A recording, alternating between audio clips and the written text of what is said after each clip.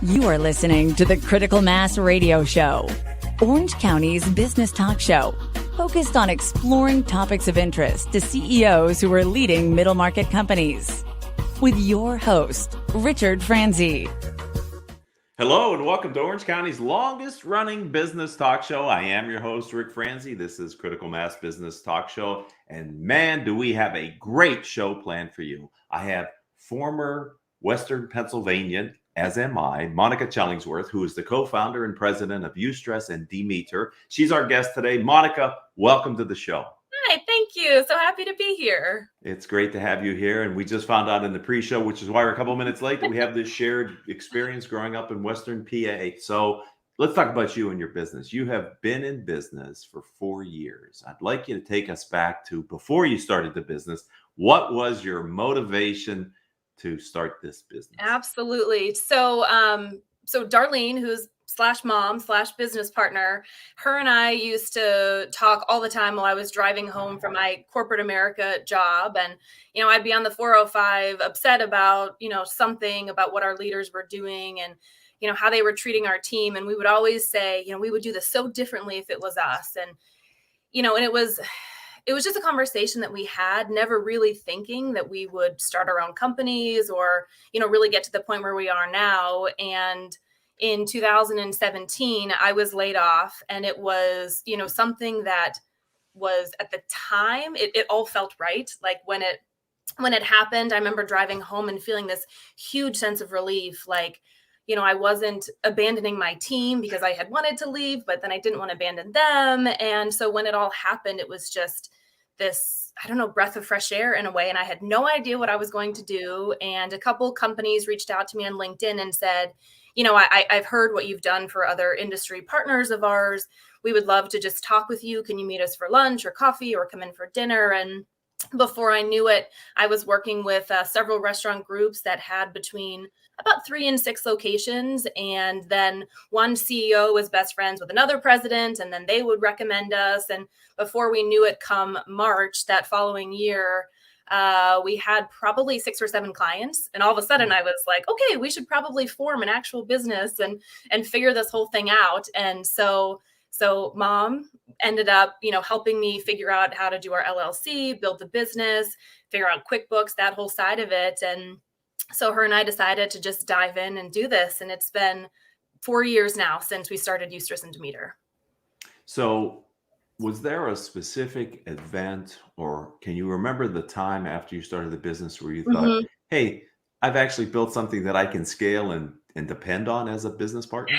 Yeah, one kind of funny, but not funny. I mean, it's a funny story now. One of the brands who was probably my most beloved restaurant group, I was, constantly following what the founder was doing, just loved everything about them. And so they called me in for a meeting, and I was over the moon about, having this meeting with them. Like, oh my gosh, like the fact that we can work with them in this capacity. And come to find out, when I get in there, he pretty much cornered me and said, I know you're building these programs for other restaurant groups. I want you to be very clear that I see you as a competitor, as in a way, a threat.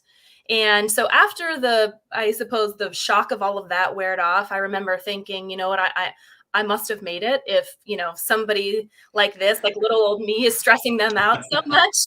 And, so that was in a way encouraging, as scary as the situation was.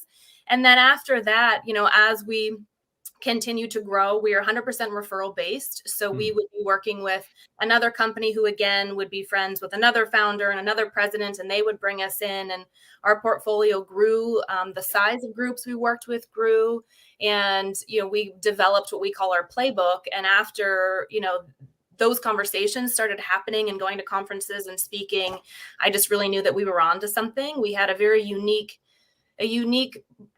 area of expertise in the restaurant world, and that's what it needed at the time. And nobody was really doing what we were doing. So it was just, I suppose, being in the right environment at the right time and working our butts off and really always making sure that we did a good job, because we, never really did the advertising side or the marketing side, with the exception of just, making sure that we always over delivered and kept those relationships strong. And so it's been a pretty fun ride.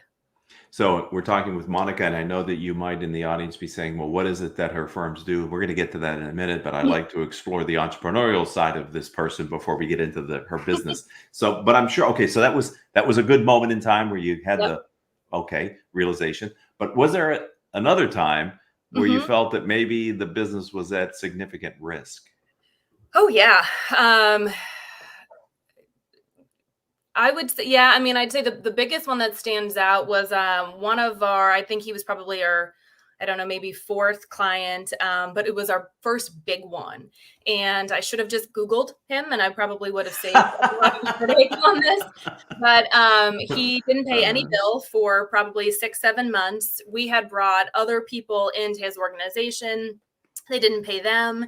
And, I didn't think twice about it because another company that we had worked with was already working with him and they were paying their bills just fine. So it was a roller coaster ride, to say the least. And we learned a lot from it. And it was terrifying because every dime that came in, I would have to pay my team, of course, because they were still doing the work. So from our other clients, it was just, the money would come in from them. I would have to take all of that to offset this particular client. And that was really stressful.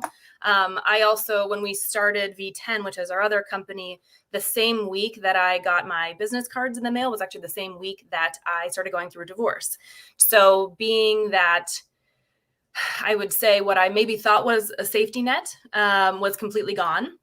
So we were using the first company to pay for everything for the second company. And I was grinding every day and doing what I could. And then all of a sudden it was, okay, now you're really out on your own island. And so I had a choice. You either give up and, go back to the corporate world that I so badly didn't want to go back to because it was my goal to change what that world looked like, or continue pushing forward, and continued pushing forward. So I'm glad we did.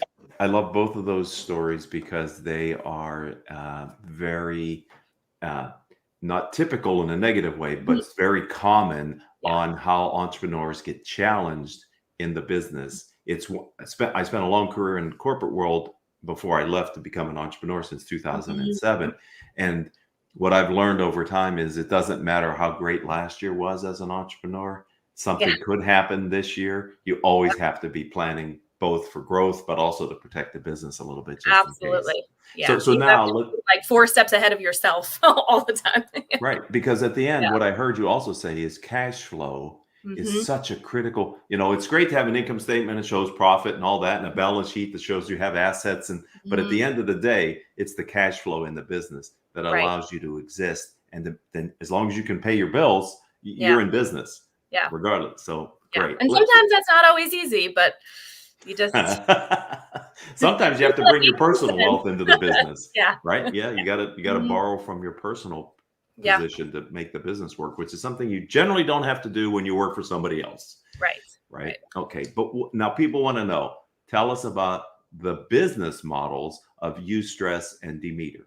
Yes. So Eustress and Demeter, we are a restaurant consulting company. And so what we focus on is building what we call incremental revenue programs for restaurants. So what that looks like are catering programs, pickup, delivery. We work a lot with the third parties like DoorDash and Grubhub. We do some e-commerce programs like where we'll take the meals and ship them nationally. So every restaurant is unique in what those programs are, but what we do is go in and really work on the operations side of it and build programming to help, generate. Typically it's usually $1 million plus in revenue, but we've done up to, 20 million a year in additional revenue for restaurant groups.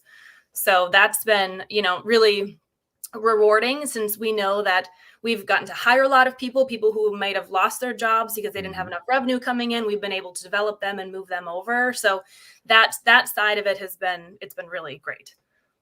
So as you were explaining that, I was thinking, was COVID then did it give you a tail? Let me just ask an open-ended question. How did COVID affect your business? When it first happened, every client that we had, we basically just said, okay, stop, don't pay anything. Let's just, I'm going to use the word pivot, which I know Nanette's listening and she's going to laugh at that, but that, we were just saying, we know it's not catering right now. It's not large groups. So let's focus on your takeout, your to go, your third parties, and get that right. And, the first thing they would say is, well, we don't know financially what's happening. I'm like, just stop. Let's not even have the conversation about invoicing right now. Let's just get you to stay in business, figure out what this looks like. We will deal with that later. So we went about 6 months where we didn't bill anybody. We didn't even have that conversation. We made sure that we got them where they needed to be. And the ones who, either they closed while it happened, they all came back. So we didn't actually lose any clients. We've now either had more projects with them or a stronger relationship, or the ones who we were working with that we just had to change what we were doing have, of course, now come back and happily paid. And, I think it's just helped all of us build a stronger relationship of knowing that we're in this together. It's not coming from, sometimes I think consultants get a bad name because you just come in and tell people what to do and then you leave, where, we are truly there with them to make sure that they're successful. And, one of the clients we have, they have a location in Corona del Mar, and we ship their meals nationally. And last holiday season, not this one, but the one prior, we were there packing and shipping boxes that weighed over 40 some pounds. And so, most consultants don't do that. We do. I think it's really important that, we know that they're short staffed and they need this revenue stream in order to keep, their managers who are still on to have, to pay for their salaries, to pay for their benefits. So that was something that you just go in and you just do it. So COVID was not a horrible thing in that perspective. Sorry. But that is a fantastic story about how you build value in the eyes of your clients. Not every business can suspend revenue for 6 months and survive. So testament to you and your mother for having a business that could allow that to happen. But at the end of the day, I think that's one of the powers of the personal relationship that entrepreneurs can build with their clients that maybe larger companies have trouble with, which is making those type of concessions to make sure that you have the best interest of your client at heart. What a great story you did. I mean, that was. Thank you. Yeah. Very, very brave of you to do that, because you really don't maybe at the time know what you're really committing to. Oh, no, we had no idea. And every day was like another panic of, is this going to work? Is this not? And all we could do was just keep going. And at the same time, we had started already our second business, which is V10 Plus. And it's a Japanese skincare brand. And we have the distribution rights for the entire United States. So even that side of it, I mean, we had a full warehouse team, everything. So the money that was coming from the restaurant side to support that side, I mean, that still had to keep running. So not only was it personally very stressful, then on the other business, one is impacting the other. But thankfully, here we are in, January of 2022, and we're still moving. And, and we've learned a lot. And I think we've 1000% come out better on the other side, just for everything, for learning everything. And, it shows us that anything can happen and you have to be prepared for it. And, you lean on your team. And, I think that's what really got us through, is the fact that this isn't just me. We have such an incredible team who's been with us from day one, whether it's from the restaurant side into the skincare side, that, if it was just me, there's no way I could have done all of that. But, having who we have that's what's made all the difference in this. So we're going to talk about you as a serial entrepreneur in a moment. But before I leave your other businesses, tell me the origin of the name of Eustress and Demeter. Absolutely. So when Mom and I were talking originally, we were saying, we really want a name that means something to us. And we heard a lot of mixed stories on people were saying, this is a really dumb name because nobody knows what it means. And the story I'll tell you about all that was actually really funny. And so we were talking, and my mom had seen this article about the word eustress. And eustress is a form of positive stress. Right. So it's something that we personally have always thrived on. And I think that there's a way that you can motivate teams with a little bit of, let's just call it tough love / positive stress. And so one piece of our business is, I guess all of them are really focused on our people.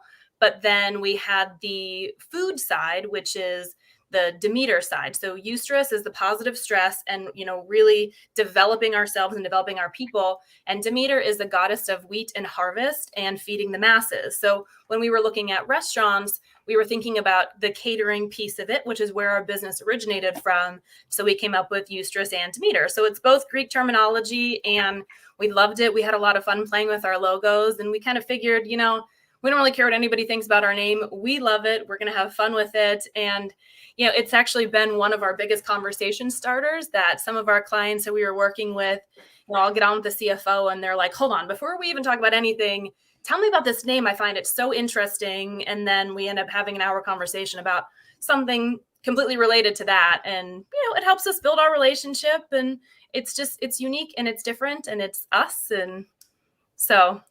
Yeah, it's a part of your origin story too. So I'm glad we had a chance to talk about that. So Monica, you mentioned V10 Plus and the fact that you have the USA distribution rights and licensing. So I'm curious, as now a serial entrepreneur, look at you, 4 years in, now you have 2 businesses going, and I know you're not going to stop there.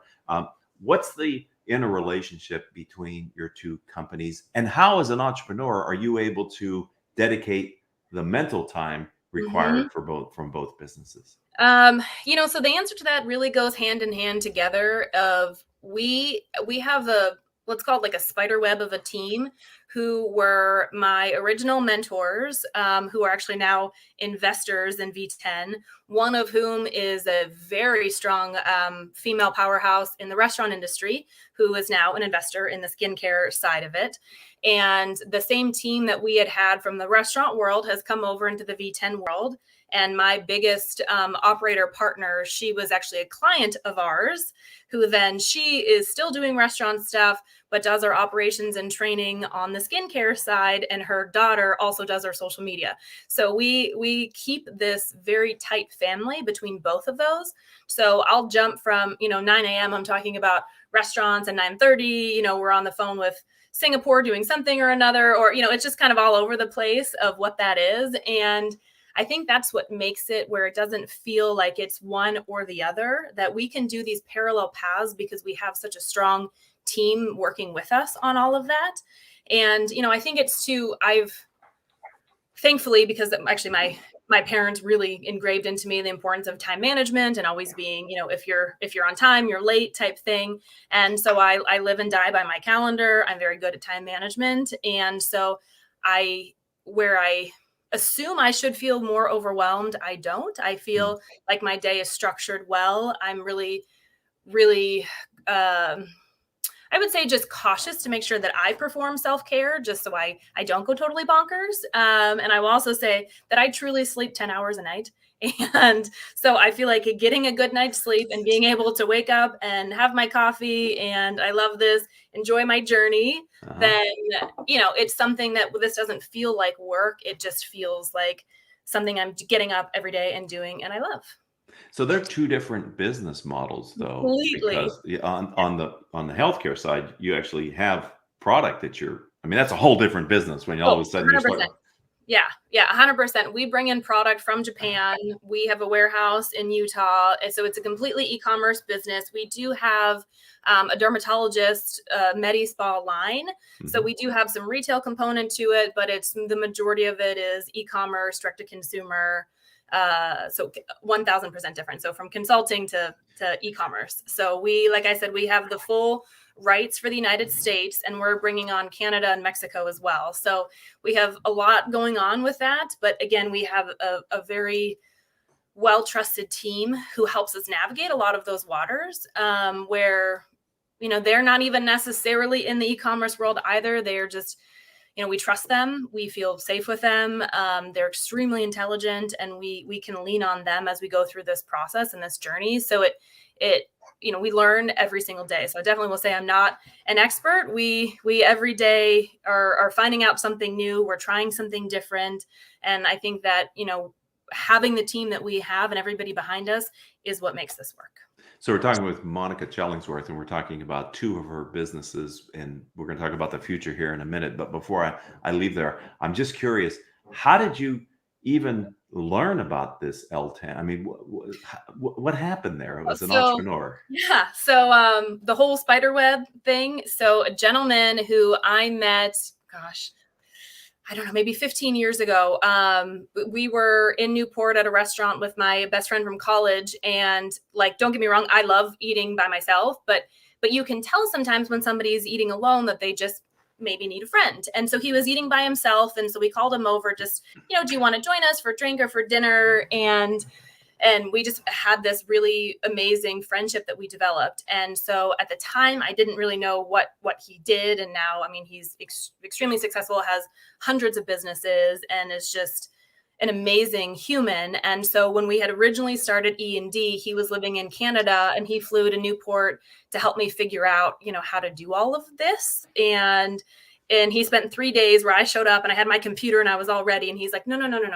Relax, stop, put your computer away, just talk. I'm going to do everything. I'll write this all down. I'll figure out, he basically figured out all of these things for us, how to do our operating agreements. And so he said, I know it's your mom, and I know you're going to, want to do 50-50 because it's your mom, but I'm not going to let that happen. You need to do 51-49. He's like, so we're going to call her right now and have that conversation. And I was like, okay. So he called, and my mom was so excited to hear from him. And we talked through what we needed to do from the business side of it. And we trusted him. So we're like, great, that sounds perfect. Let's do it. And so we kind of figured out all the legal stuff, and he, sat down and spent that time with us. And, when we made our first $100, you would have thought I just brought in like $10 million. He was so excited and so proud of us. And so time goes on, and we stay really close friends. And he is in the Hong Kong airport and sees basically who's now the original founders of V10 who live in Singapore, taking photos of the product. And he went up to mention something to them. And anyways, they started talking, and they said, actually, this is our line. We didn't know that we were in the airport. And he had asked, are you in the US or Canada? They said, no, it's our dream market. And so he says, come with me. My phone's dead, but I'm going to plug it in, and I'm going to show you who your people are. So he pulled up a picture of my mom and I and said, these are your people. They're amazing. They talked about Eustress. And about 3 weeks later, we were on a flight to Singapore, and we spent about 10 days with the founders and, reviewing everything about the line and touring their facilities. And we came back, and originally he was going to be the main investor in it, and then he couldn't. So Darlene/mom and I said, you know what, why don't we do this? We've already put so much time into it. We love the brand. We love the concept. We love the family behind it. We love everything. So let's do it. And we did. So it was pretty amazing that, like I said, all of these have been very intertwined. Mm-hmm. And this gentleman is still heavily involved with us. He actually introduced us to one of our other investors who he's in the engineering world, and, had never even tried the product, but said, I believe in the people behind it, and I support you and Darlene, and we'll be here for all the things that you need. And so that's been, I would say, just the piece of it of knowing that, when I mentioned not having a safety net, where originally I because I didn't know the difference, and I thought, maybe it's just the personal safety net, and looking at now the fact that we have these incredible people who, dedicate time out of their day to help support us. That's the safety net that we've never really lost.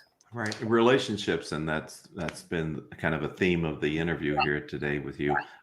It's so powerful in business. And that leads me to my next question is, in addition to the people that you've met, where do you go to get other entrepreneurs, people at your level with your business, their insight and experience that you can use to help stay ahead of your competition and grow your businesses?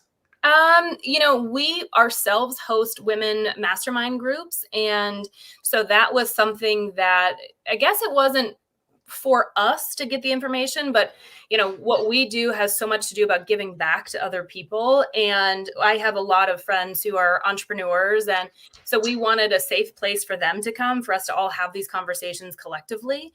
And so we learned a lot from even just having those conversations with the people around us. I try to do, some networking events of just meeting the right people and having those conversations. But I would say I do read a lot. Actually, this is probably my favorite book, Conscious Capitalism. I'm not sure if you've ever read about it, but it's incredible. And Never Eat Alone is my other favorite. And I had read the Never Eat Alone book when I moved out from college on my flight to California. And pretty much those two books, I've said I'm going to live my business life around what I've learned from both of those. And so it's a lot of, reading and really taking that to heart, and then just, having conversations with people and really learning. She's my biggest mentor, and I can't even say enough about her. She gives me a lot of tough love is the best way to put it, where, she knows I could be walking into a really bad situation and she lets me walk face first into it. And then when I'm coming out of it, I'm like, why did you let me do that? And she said, because you have to learn. The only way that you're going to get better is by going through it and by learning. So I think that, we have people who will, allow us to fall and learn from it. And that is really helpful. And then from, like I said, a lot of reading and just self-reflection on, I don't necessarily compare us to anybody else and what they do and what we do. I think that, collectively working together and doing things where, you feel like a good person at the end of the day, you feel like you made a difference and you can still pay your bills and you can pay other people's mortgages and you keep them afloat. That's what matters. And that's where, I feel like as long as I continue going down that path, I learn every day and I feel good about it.